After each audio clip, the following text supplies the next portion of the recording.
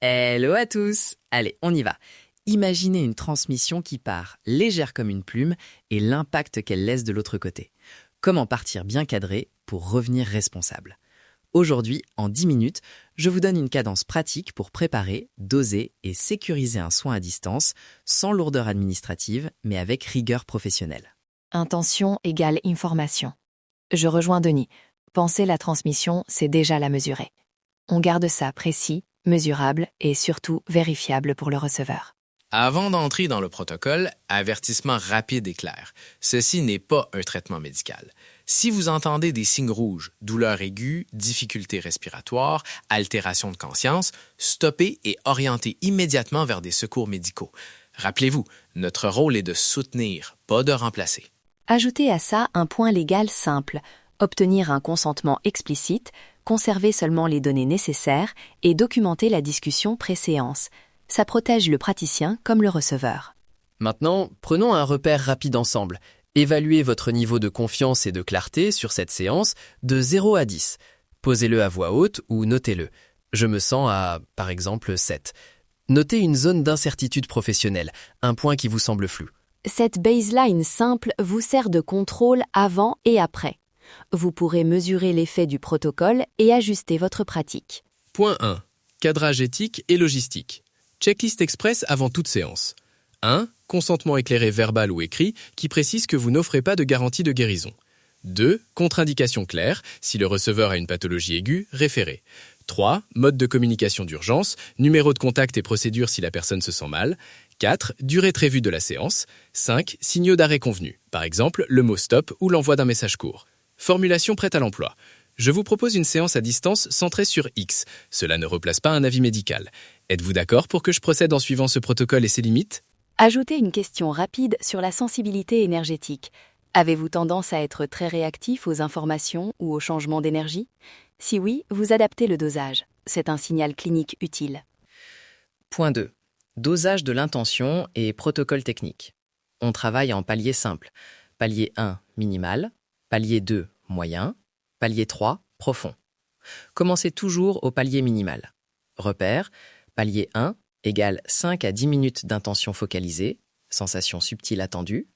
Palier 2 égale 10 à 20 minutes, geste d'ancrage plus marqué. Palier 3 égale plus de 20 minutes, réservé aux personnes déjà habituées et avec consentement explicite. Geste d'ancrage recommandé, ancrage physique du praticien, respiration profonde, poser les mains sur les genoux, visualisation d'une porte entre vous et le receveur pour doser la transmission, et un geste symbolique de scellage à la fin.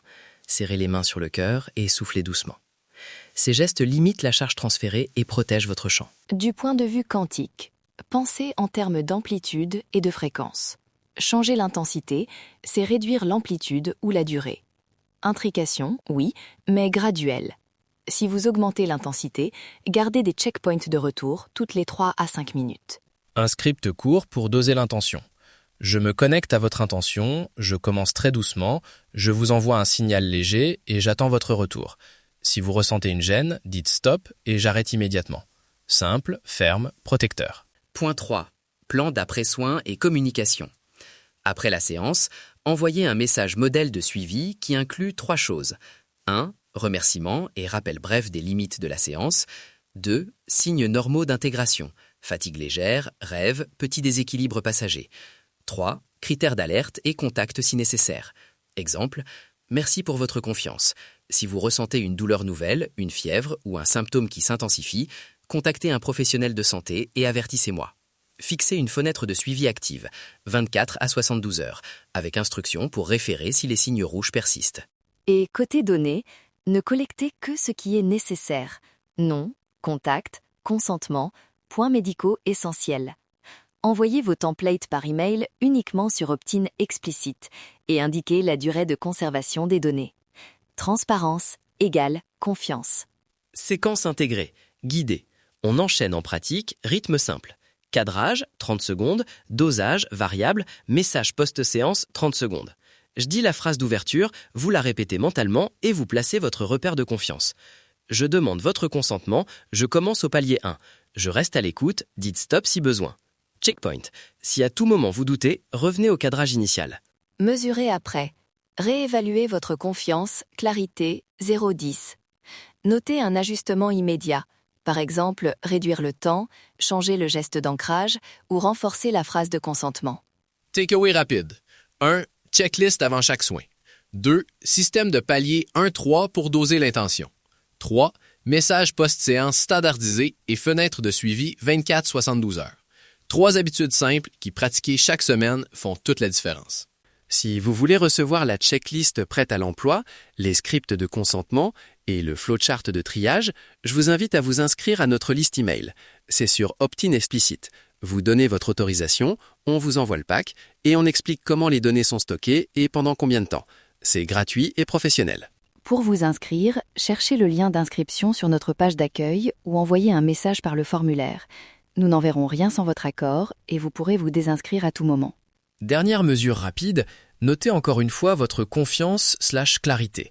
Si vous avez baissé, adaptez maintenant. Raccourcissez, baissez le palier, demandez plus d'informations médicales. Petite action, grand impact. N'oubliez pas que vous existez à plusieurs endroits à la fois. On y va? Restez curieux, ouvrez votre esprit. Ne vous limitez pas à ce que vous voyez et à ce que vous avez appris.